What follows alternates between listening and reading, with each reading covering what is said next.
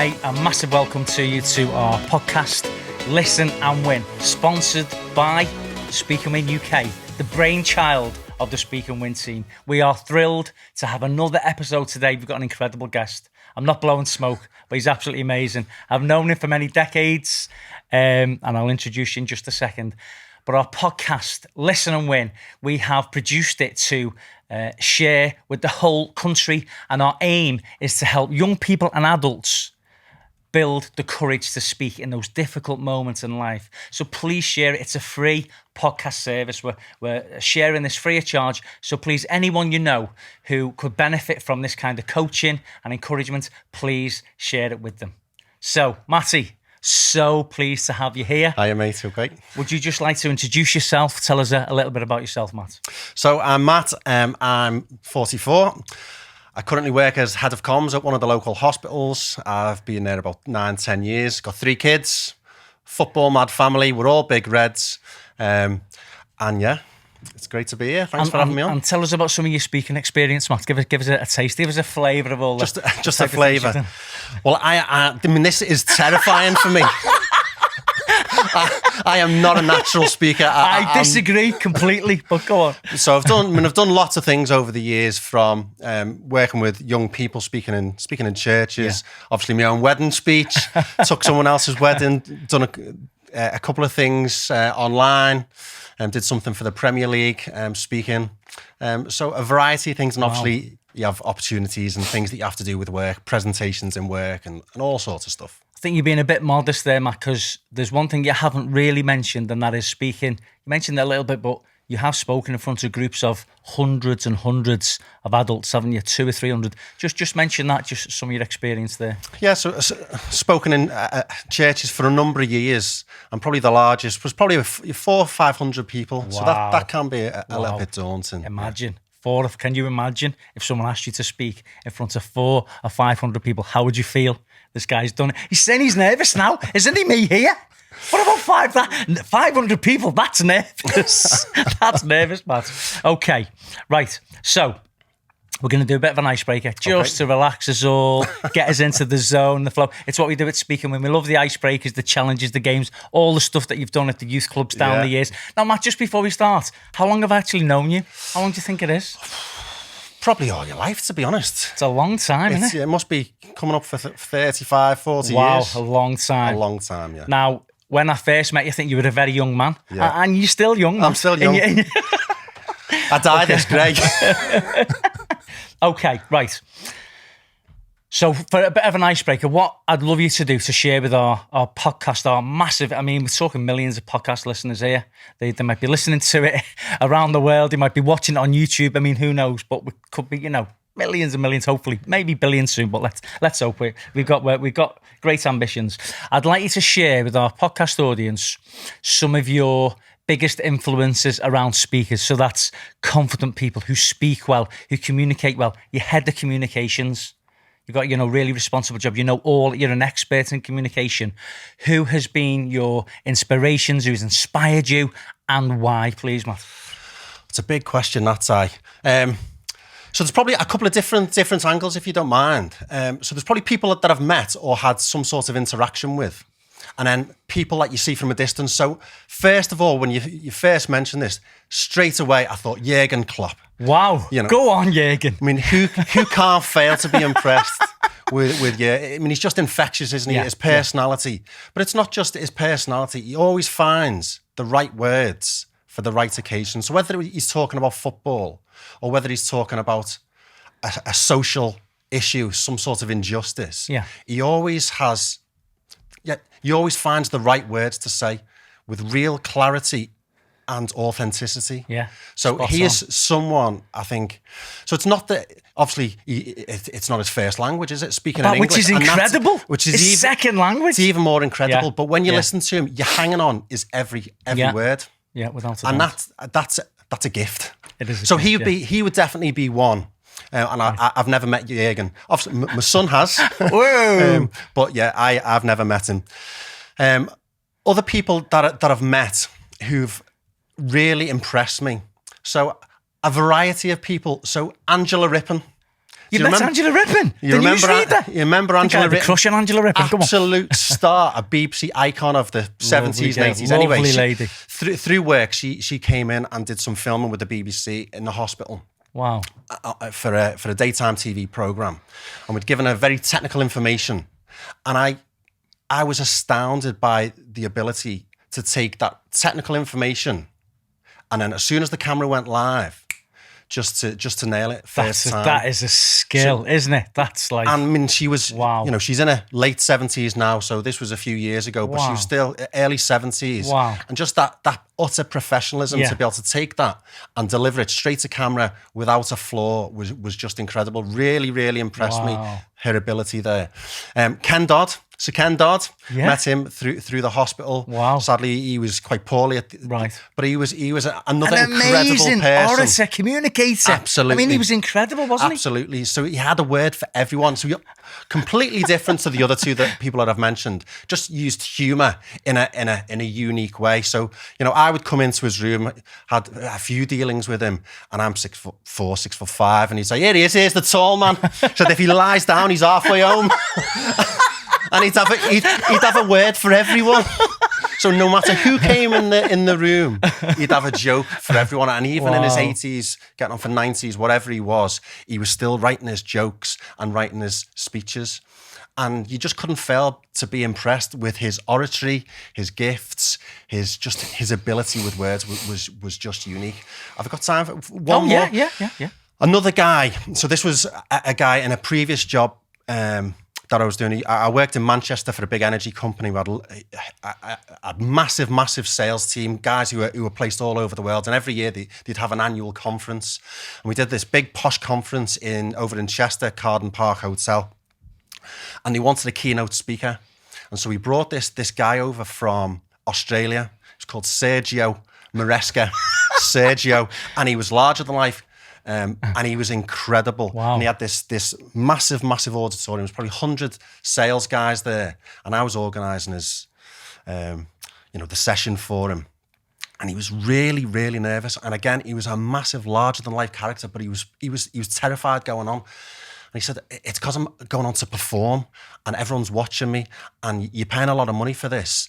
And what I could say to these people could change their life." Wow. And it was about leadership and about sales and about fulfilling your potential and all that sort of stuff. And he wanted the music to Gladiator as he came in onto the floor. Go on, son. So the music was blaring out, honestly, full volume.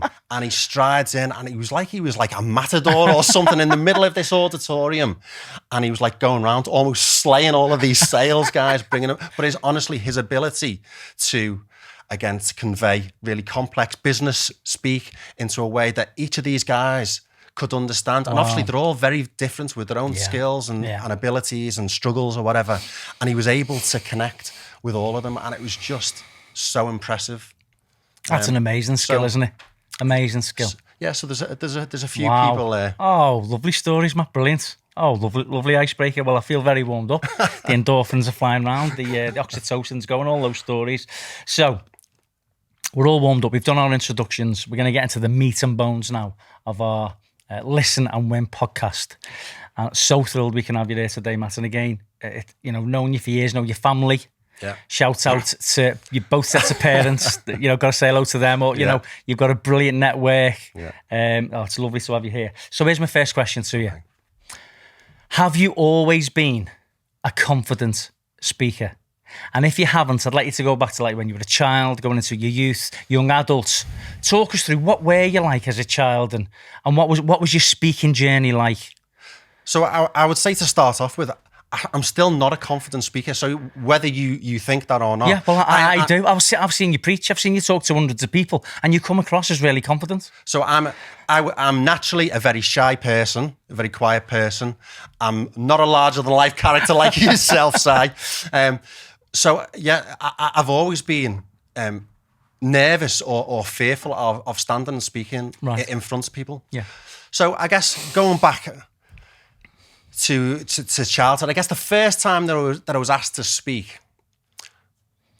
was probably as Joseph in the school nativity. So I don't know. Is this Booker Avenue now? No, Gilmore. So Gilmore, right, okay. So I was probably about 8 or 9 years old.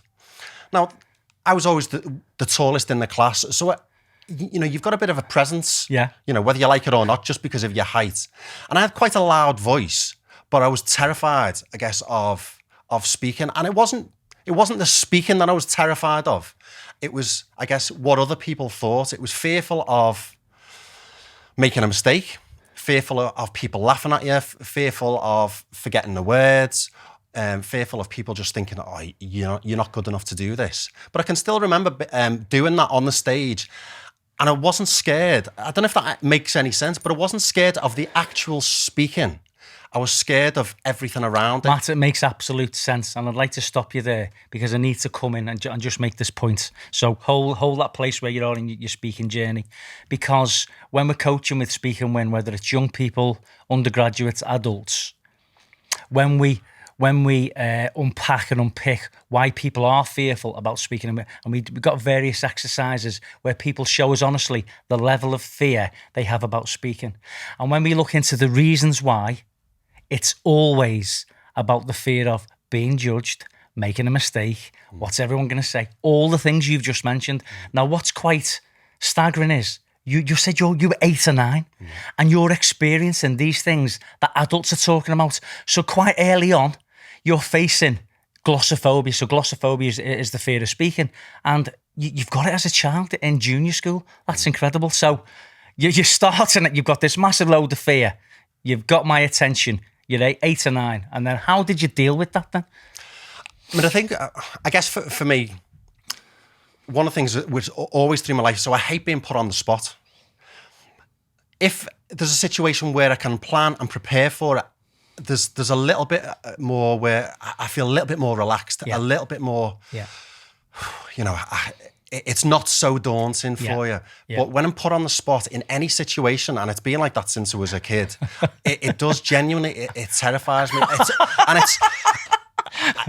It's not my natural, it's not my comfort zone. Not your default, is it? Yeah, it's not my default whatsoever. But as I say, it wasn't the actual speaking that I was terrified of. So I guess because, school play, you probably only had about 3 lines or something. But I could learn my sentences. I could, really, really practice them in front of whatever mum and dad. So I guess because I was able to do that beforehand, I had, a level of confidence stepping onto the stage to be able to deliver it. But I can still remember it like it was, yesterday. Wow, that's incredible. So you're a young child, primary school. So moving into senior school, becoming a becoming a teenager. Yeah. What sort of... So, going to secondary school. So probably didn't do an awful lot of sort of public speaking in school. Again, what senior school did you go to? So I went to Blue Coat. Was it a decent one? Yeah, were they very academic? Well, they were. I think I got in because it was a little bit more sporty. My older brother went there, so I think I got in on his reputation. But I think I definitely got in on the sporting route. You're being modest there. Go on. So yeah, good school. But didn't do an awful lot of public speaking. Again, quiet lad. Probably the sort of kid in class that I wouldn't, if a teacher asks a question, my hand wasn't shooting up straight away. But I would always be thinking in my mind, right, if Si asks me a question now, what's my answer going to be? And so my mind was always prep. My mind was always in overdrive, thinking I need to have something prepared in case I'm put on the spot, because I hate being put on the spot. Yeah. And so that was always the thing in lessons. And then, because of the sport, I was, did quite well in sport, and I think I was captain of the basketball and cricket team. So, from time to time, you had to sort of say a few words to the lads. Generally, I would try and let my ability or performance sort of speak for itself. But there were occasions, and I guess whether it's another thing about my personality, I guess I get to a point where I can explode. As in temper? Yeah. Really? Or just, I'm just not afraid of saying anything. I could confront anyone at any time, and say anything to them. Oh, wow. And I sort of would get to a point, I'd have to be pushed and prodded.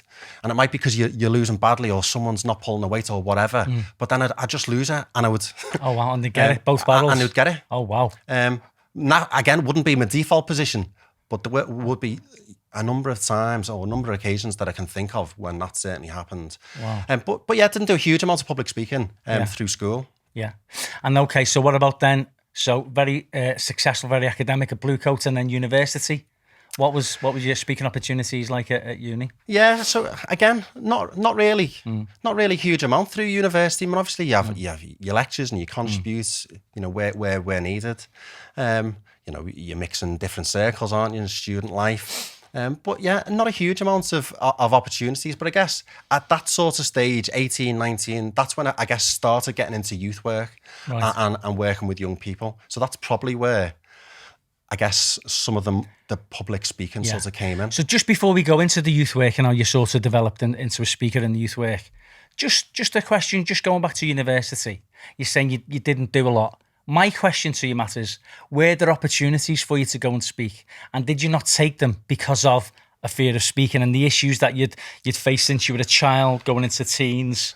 What would you say the reasons were? Yeah, so there were definitely opportunities. Again, probably personality-based. Opportunities would come up, but I wouldn't push myself forward for them because, again, I would look around, the people on my course or whatever and think, well, he's a much better speaker or she's a much better speaker. I'm not going to put myself forward for that. They're more charismatic. They've got more to offer. They've got more to say for themselves. They handle, that sort of situation much better than me. So I would never push myself forward. But again, I guess it goes back to being at school and sort of being in the nativity. I guess some kids just need the encouragement. Again, it wasn't the fear of speaking necessarily. And that encouragement or being given that opportunity by a teacher was a massive sort of encouragement to me as a kid. And I think some people, I guess you need to sort of navigate through and say, you know what? Some people just need to be given an opportunity. Well, there's an amazing coincidence because Liam Kiselton, who we just interviewed in our last episode, actually said at the same school as you, Gilmore, he was quiet and shy, similar to your personality type, but he was encouraged to speak at this, and I can remember seeing him at the school play because he was with our Joel doing this play, and he didn't push himself forward to speak, but that was the beginning of his speaking journey. Now he's all over social all over the world, 500,000 followers on TikTok, and he's absolutely fearless when it comes to speaking. So it was amazing, amazing similarities there, really, isn't it?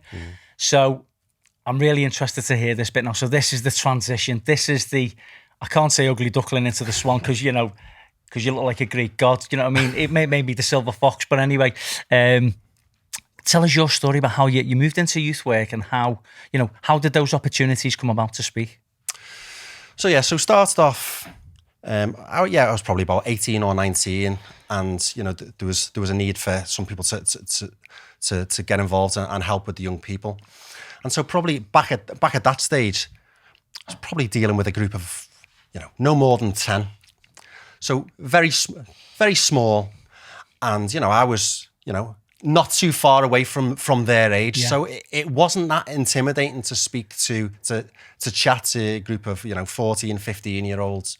It wasn't that daunting, I didn't feel. I mean, you're getting paid for this? Was it a paid role? No, nothing right. paid. So it's volunteering, okay. working with young people, on a weekly basis. And different opportunities would come along to stand, give a talk or to chat to them about different things. So I wasn't terrified because they felt like almost friends. Yeah. You're not friends because you're in a leadership role. Yeah. But, you know these people, you see them on a week-to-week basis, there's a relationship there. And so there wasn't really that level of intimidation.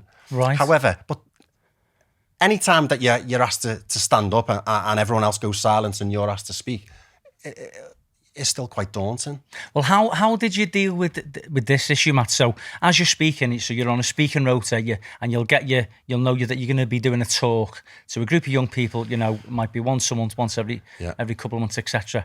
But I know that on the speaking rota you were on, there was lots of other really good speakers, confident speakers, etc. So did that bother you at all? Was that an issue about just the peer pressure of having to be good because there's some of the really brilliant speakers there? Oh, absolutely. So again, it would be the sort of thing where I would never throughout all my life, I have never put myself forward to speak ever. Wow. So if someone asks me, then there's fear and trepidation. Yeah, fear and trepidation, but you consider, but I would never, ever put myself forward. Wow. I've never done that. So back then, you know, there were other people who I felt were far more gifted, far more natural, a public speaker than myself. But if I was asked to do it, because I mean I wasn't necessarily the sort of the top dog at the time. If I was asked to speak, I was happy to do so with fear and trepidation.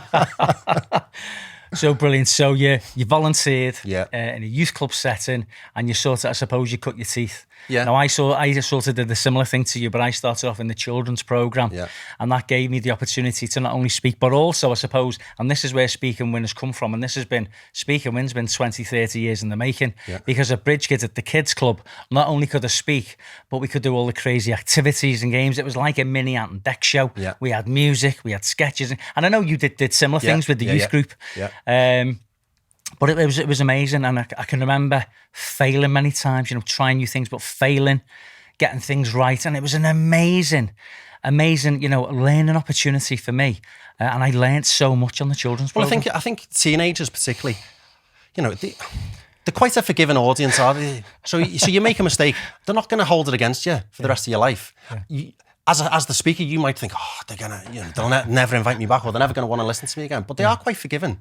And actually, what you think are big mistakes or big failures, often they're not. You've magnified them in your own head far more than they are in reality, if that makes sense. Yeah, there's an amazing technique we've just started using and speaking with Matt, and tell me what you think of this. Now, when we do our events, when we ask young people and adults to tell us how fearful they are of speaking, and they show us the level, some can be slightly terrified, some can be Marmite 50-50, I can take it or leave it speaking. Some say they're the next Barack and Michelle Obama, they're that confident, they really do. But there's only a few people who say that. The majority is like, because we could have 100 people at the event, 75% will always, usually more than 75%, will tell us we are fearful at some kind of level of having to do a talk. Yeah. And that amazes us. One sort of coaching tip we've been given, and we only sort of developed this the last few months, and that is to flip it on its head. So again, it's our mindset. So you're talking about the fear and the worry about that judgment that's coming to you, saying it's not about actually speaking. It's actually about the fear and judgment that's coming if I mess up, if I say the wrong thing. Will they like my content? Yeah. Okay, you've been very honest then, and it's really helpful. So we've been sharing with our audiences, youth and adults, saying if 75% generally, and that's globally, have an issue, 3 out of 4 people, it's a massive number, have an issue.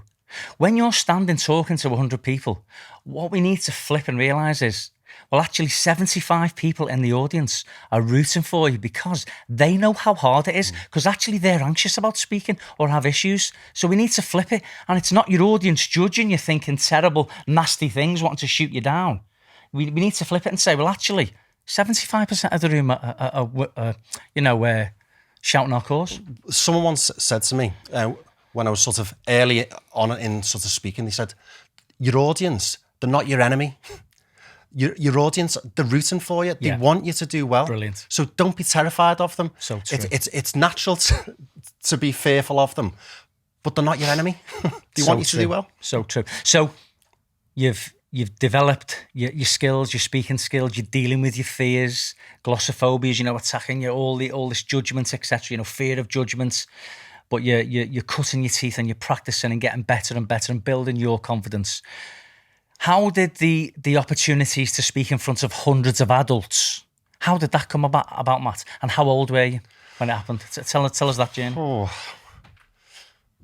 So I was probably, early 20s, probably when the first time that I spoke to a large group of people in a church setting. Wow.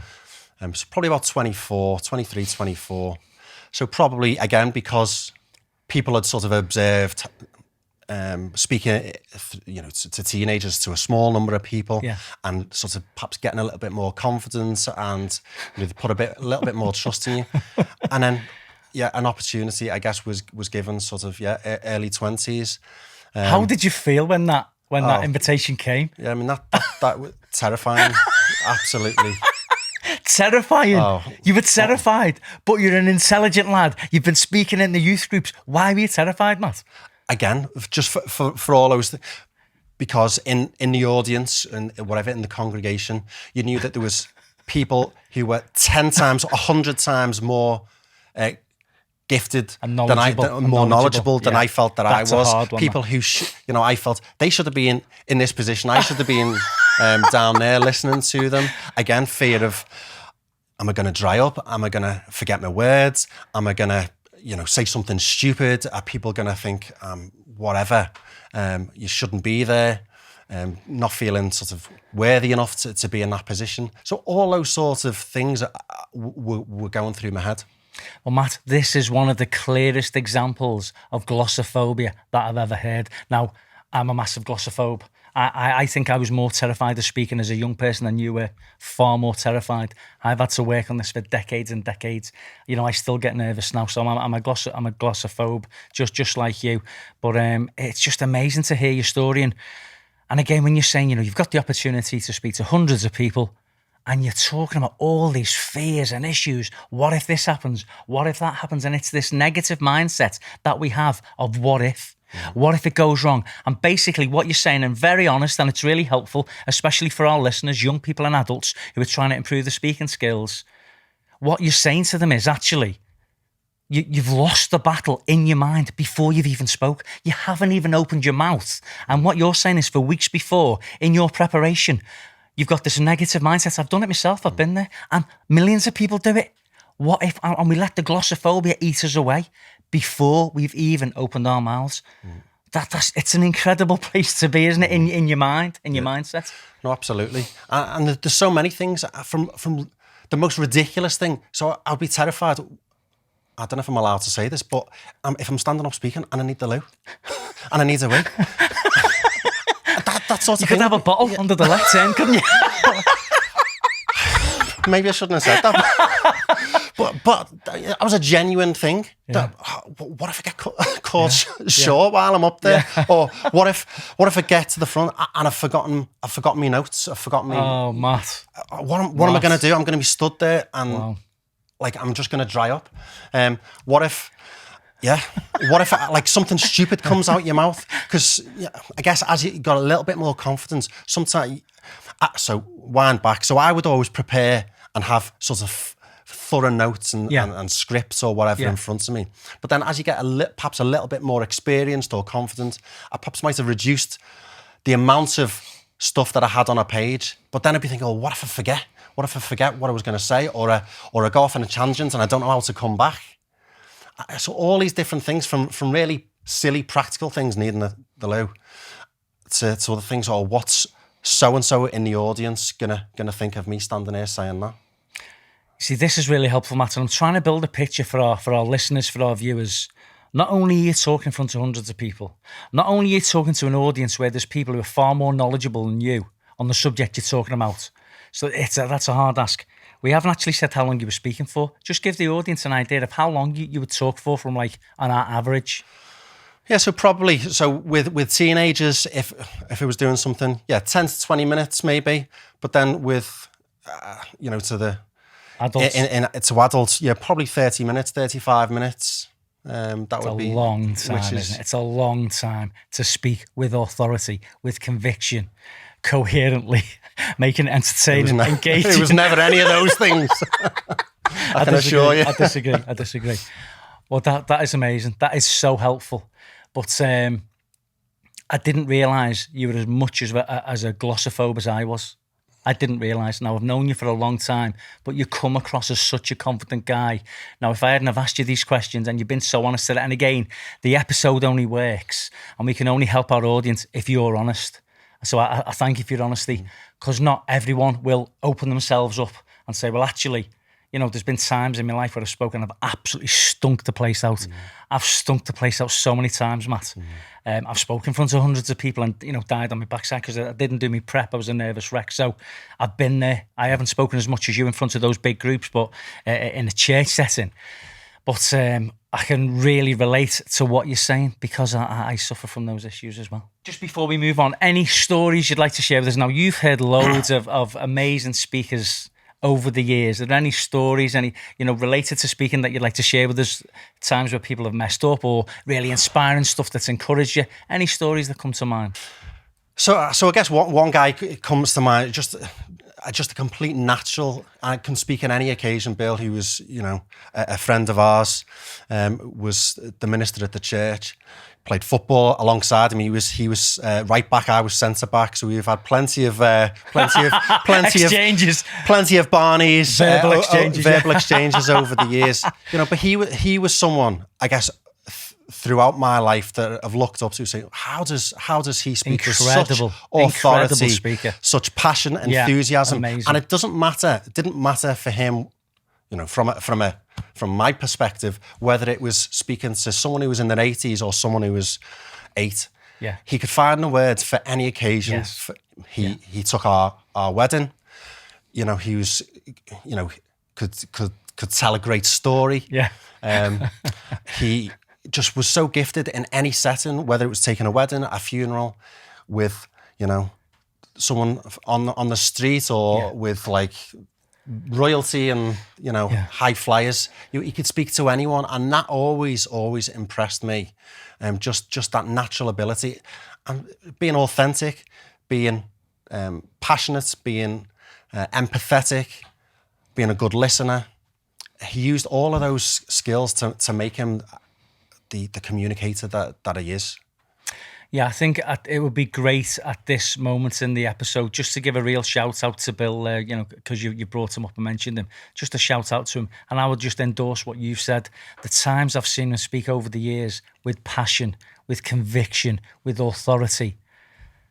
And, speaking to youth groups and special needs groups and adult groups and the Blue Rinse Brigade and, so, can I say? And he could speak for 2 minutes or 2 hours. Or 2 hours. But the times I remember him where he was most incredible were those difficult moments. And I've seen him speak at so many funerals, difficult situations with a family, we're absolutely in bits, and the wider family and the community. And nobody's wanted to get up and speak. No one's wanted, very few had the courage to get up and speak, certainly not me. But Bill, in those difficult moments, would find a way, wouldn't he? And I'm sure you've seen him speak at loads of funerals. In those most difficult moments, if anyone was going to find the courage, it was Bill, and he was a tremendous example and a massive inspiration, I know, to you, to me, and to many, many others. Incredible. He was, just a unique. Yeah, superb. Okay, so little interlude. We're going to play a little bit of an icebreaker. Now, I'm putting you on the spot. You didn't know this was coming, but it's dead easy, Matt. So chill out. It's dead easy, okay? But we're doing stuff, we're trying new things, and that's okay. So this, I'm sure you played this with the kids. Little shout out to your kids. Your kids are boss, by the way. Okay, so this is Who Am I? So you can ask a question. I can only answer yes or no. Now, I'm going to wait till a minute flicks on the big clock that Jacob's got going there. And when it flicks, we'll start it. You can ask your questions. I can say yes or no. It's a person who speaks well, but they could be an actress, they could be a celebrity, could be a politician. You know who it is. Okay. Very famous person. You've got a minute. Now, I've got a Freddo over there. There's a Chocky Freddo riding on this. Come on, Freddo. Liam didn't get a Freddo last time, so let's see if you can win the Freddo. Okay, and you'll have to give it to one of your kids because they'll be asking for it. So I can only answer yes or no, and if you get it within the minute, you can have the Chocky. So I'm just waiting for the minute to turn. When that? Oh, is the 22 seconds? Okay. Oh yeah. Do you want to start that mini timer for me? Brilliant. Okay. Okay, Matty, are you ready? I'm ready. Who am I? Very famous speaking theme. They're a great speaker, confident speaker. But if you get the profession, you're going to be nice and warm. Okay, 3, 2, 1, and off we go. Are you a man? I'm not. So you're a woman? I am. You're a woman. Are you on television? Yes. Yes. And other mediums. Are you involved in sport? No. Are you involved in politics? No. Are you involved in TV and film? Yes. So TV and film. Are you... Well, mainly film, sorry. Are you an actress? Yes. Mainly film. Mainly film. 30 seconds left. Come on, Matt. Are you a Hollywood actress? Yes. Hollywood. Getting warm, Hollywood Matt. actress. It's getting warm. A Hollywood actress. Nationality. Are you American? Yes. So you're 20 seconds. an American woman. Come on, man. On Hollywood. 20 seconds. Are you on a sitcom? No. Just films. Big film star. Julia Roberts. Oh, Oh my days! Get in. Jeeves! And the Fredo goes to Mr. Back. Oh, your kids have been she's made the up love with of you. my life. Just inside as well. Matt's guilty pleasure. Brilliant. Right. I've got a cracking quote for you. Now, every episode we do, we have a quote based around speaking. So I'm going to share it with you, and I'd like you. I'm going to put you on the spot again. You're going to kill me after this dear me. because you don't like it, but I just like your feedback. I'll have a little chat about it, what you think, because I think it's an absolutely brilliant quote. Okay, and here's the quote. When you're preparing to speak, stop, this is the quote, stop worrying about what may go wrong and start getting excited about what is going to go right. Now, I haven't heard that quote before, and I think it's brilliant. And I think it's amazing because listening to your story, I'm sure you can relate to it. Let me just say it again for our listeners and viewers, and then I'll ask you for your feedback. Stop worrying about what might go wrong when you're speaking, if it's a presentation, and start getting excited about what might go right. What do you think about that, Matt? I think it's absolutely spot on. Isn't it? What a great quote that is. Isn't it? I mean, there's so much as a speaker that you're naturally in control of, whether you're fearful or not. You know, you can. So the big thing for me was always controlling my preparation. So being prepared. You know, if you get up to, if you've had notice that you're going to have to speak, do a presentation in school or work or whatever, and you're not prepared, then you've only got yourself to blame. Now, if I have been given that opportunity, I can be prepared. That's within my control, isn't it? So I might be worried about it. It doesn't take the worry away, but it lessens the nerves if I know that I'm standing up and I'm prepared and I've done my work and I've got my notes or whatever it may be. So for me, think about the things that you can control. So I can control my preparation, can't I? Yes, great point. You know, there are other things that I can, to a certain extent, you can control your nerves. It is. I struggle to control my nerves, I'll be honest with you. I struggle. I don't know if I can share this, but I think it's always been my experience. I've always been terrified to speak, always been terrified to stand up. But you know what? The minute or the second that I start speaking in front of an audience, the nerves disappear. Wow, that's amazing. So the terror and the fear is always before. Once I've started, once I've got that first word out, wow. Because you then, I guess, consumed with what you're going to say and the audience who's in front of you and trying to connect and relate to them and make eye contact and all those different things. Yeah. And the nerves seem to sort of, disappear or you just forget about them. Yeah. I mean, I don't know if that's, a common thing or not. Yeah, that's really helpful. Spot on. But it's a brilliant quote, isn't it? Absolutely brilliant. It's a brilliant quote. Now, have there been any times where, going back to the quote, you've been really excited to deliver your content in whatever speaking environment that is? Have the times where you've been maybe not excited, but looking forward to it because maybe you've done tons of prep. You're thinking, I am going to nail this. So it's not being big-headed or boastful. It's just. Well, can I share two things? Yes, so one was doing my wedding speech. So that was a mix of terror, but also a real, genuine excitement. Brilliant. Yeah. So again, terrified of speaking. So the way I did my wedding speech, I've been partial to a bit of poetry in my lifetime, which you may remember. I've seen your poetry, brilliant. So not serious poetry, sort of like social poetry, social.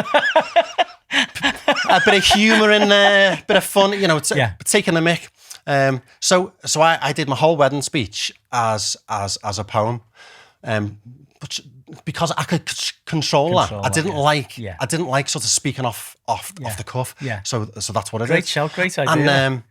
And it went down. It really went down well. Now, obviously, you've got an audience who's really rooting for you at your wedding, and people want you to do well, and they're in a good mood. They're happy anyway. But it did seem to go down really well, and I was terrified that people weren't going to laugh. But you know what? Even if I say so myself, it went down. Yeah. It really did go down well. But I was excited to deliver it. Yeah. I was excited for my wedding day. I was excited because I'd done all this preparation, and I thought it was quite good. Yeah, brilliant. And it went down well. So that was one example. And then second example. So I was asked to do something for the Premier League 3-4 years ago. So Liverpool and Man City were going the neck and neck Yes. for the title. Yes. So it was the season that we missed out Yes. by 1 point. Yeah. Now I got an email in work from this guy. It said from Premier League Productions. Now I thought it was a bit of a joke, and the email said, "We've seen something that you've done on YouTube. Would you write something and come down and perform it for us at the Premier League studios in days. London? And we're going to put it out on BT Sport and Sky Sport before before Wow. the How cool is Liverpool that? Chelsea game, just towards the end of the season." And so I had to write this sort of script. Again, it was a bit of poetry about Liverpool going for the title. And I had to go to London to the studios and perform it with all the cameras and all the lights. Wow. And again, I was a mixture of real trepidation, but like genuine excitement. Absolutely buzzing And you to know do what? that. So I did it, and it was sort of went out on. And a friend of mine, he'd been climbing up Kilimanjaro. Was getting the plane back from the airport, and he sat there waiting for his flight. And he said, "There's Matty on the telly. What's he doing there?" Wow. So yes, it What went out. an experience. went So out what across- was it like being in the Premier League studios filming that? What was it like? Oh, it was incredible. So, they paid for the train to get down there, picked up by a taxi, taken to the Premier League Wow. studios, gave me a little tour, showed me where the referees do all the VAR. wow. So Stockley Oh, Park. wow. And then take me into the studio, and there was all these lights, sort of a little bit like this, but just on a slightly bigger scale. Yeah. Talked me through what you're going to do. Had to do, did an audio version first, Oh, talk right. through the script. Right. Then they said, right, let's go for it. And he took me notes off me. So fortunately, I'd learned as much as I could. But then they were like, the cameras were in your literally face. in your face. And they were coming from the right side, the left side, straight down the lens. And I just had to do it over and over again. They were probably because I was rubbish, to be honest. But they were just doing it from all different angles to get the shots that they wanted, with all this like really clever lighting, and it was just a brilliant experience. Something that I'll never get again, but something I'll remember for the rest of my Matt, life. if any of our listeners or viewers want to go and find that amazing piece of poetry that you were so brave to go and do, what did he type into YouTube to find? Oh, Come on, spill well, the beans. it's on my LinkedIn. I can share it with you, and you can. Right, and I'll put it out. You can point I will. people I'll to put it out to advertise this episode. Yeah. Absolutely incredible. Wow. Yeah. I love that story. Oh, Matt, brilliant. Okay, fantastic. Well, we're coming to the end Yeah. of our podcast. Thank you for being so brave. I know you don't like being put on the spot. Only a couple of times I did it. I apologise. I didn't mean to, but it's unscripted, this. Yeah. And as ideas came into my head, I shouldn't have, but I do apologise because I don't want to make you feel uncomfortable, mate. But your honesty has been amazing. And just before we start to close, what I'd like to say is, how's the experience been for you? Because I know you were saying, you weren't sure how it was going to go, but from the questions you've been asked and your experience, how would you say it's gone for you? What have been the ups and downs of today? So again, a bit like any speaking opportunity, the fear of the unknown. It was like, I don't know what you're going to ask. So again, if it can be prepared for them, then I don't mind. But being put on the spot with things that it's like, oh, what are you going to say? I haven't had time to think of a really good story or whatever. So you worry about things like that. And it's the same with any walk of life. Yeah. But it's been great, really great opportunity to share.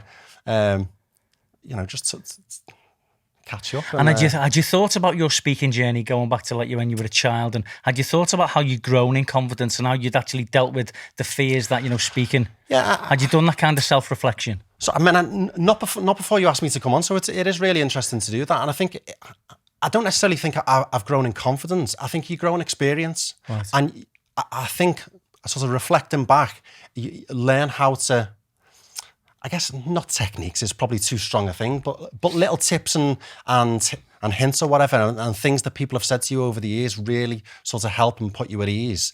And so, you just get more experienced, I guess, and learn how to manage the situation. I've probably not managed it very well today, but it's been a great so helpful. experience. Like Liam on the last episode, and Graham and Caitlin before, etc. But your honesty is really helpful, because if you stand there and say, I've got it all boxed off, I'm a brilliant speaker, I've got it all sorted. Well, we haven't got an episode, have we? Because you've been honest, it's really, really helpful. What I found fascinating about tonight. Now, in my defense, I did prime you for some of the questions I was going to ask you. Like, we're going to ask you about how you deal with your fears. Yeah. I did ask you about, Yeah. certain things, but I apologise for putting you on the spot. But make a great episode. Nice to see the terror in your face, like the terror in your eyes from a few feet away. Yeah. But I just think it's incredible. As someone who's got a history of being fearful of speaking, is now head of communications at one of the top hospitals in the northwest of England. I just think that's an incredible, it's just an incredible situation, isn't it? I mean, fortunately, I guess for my position in work, I'm often on the other side of the camera or the studio or whatever, and I'm preparing for other people to do this, so I'll write things for other people. So that's the benefit of my job. I still think you're being very modest, Matt. Head of communication, that's a big deal. But it's been so interesting to hear your journey, and how you've dealt with glossophobia straight on, all those issues and mindsets, etc. But like you say, you've come out the other side, and now I know with prep, I know you could speak to 100, 1,000, 10,000. I think you'd be nervous, but I know once you started talking, you'd smash that. You'd love that. 10,000, 20,000, no problem Bring it at on. all. No problem at all. Right. Coming to the end of our podcast, just a few things we need to do. So just to say, if you've enjoyed our episode today, please share the podcast. The whole reason we're producing this series is to help young people and adults deal with the fear that Matty's talked so clearly about today. So please share it with them, your family, your friends.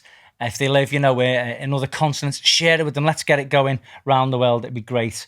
If you'd like to get in touch with us, if you'd like some help or advice about how you can deal with your fear of speaking and improve your speaking skills, you can email us through the website. We've got loads of social media. We've got more platforms than Euston Station at rush hour. Do you know what I mean? We got TikTok. Well, you can get me on LinkedIn, no problem at all. You can look at our LinkedIn content there. You'll see there's loads there. The Instagram, the TikTok. You can watch this on YouTube. Watch it back. Send it to your friends. If you know anyone who you feel could benefit from Matt's story, please share it with them. And if you want to listen to it, it's Spotify and it's going to be Apple as well. Just a couple of thank yous. Thank you to Jacob. He is so brilliant at creating a lovely, relaxed atmosphere. Liverpool Podcast Studios. If you want a podcast doing, he's the man. Go and see. He's a cracking guy. Very accommodating, very flexible. Get my name right this time. Jacob. I have struggled to get his name right. And a massive thanks to Matt. And Pleasure. for being so brave, and I put you on the spot, he's probably going to absolutely kill me after this interview. But Matt, you're very brave, and thank you for just taking it on the chin. All that remains to say is, I hope you've been inspired today. I hope you've been encouraged by Matt's story. Really honest, really inspiring. I just encourage you, build the courage to speak so you can start winning in life. Speak you soon. Well, I hope you guys enjoyed that. Thank you so much for listening. Please remember to like and subscribe to our YouTube channel, and please remember to follow us on Instagram and TikTok and Facebook and all of those things.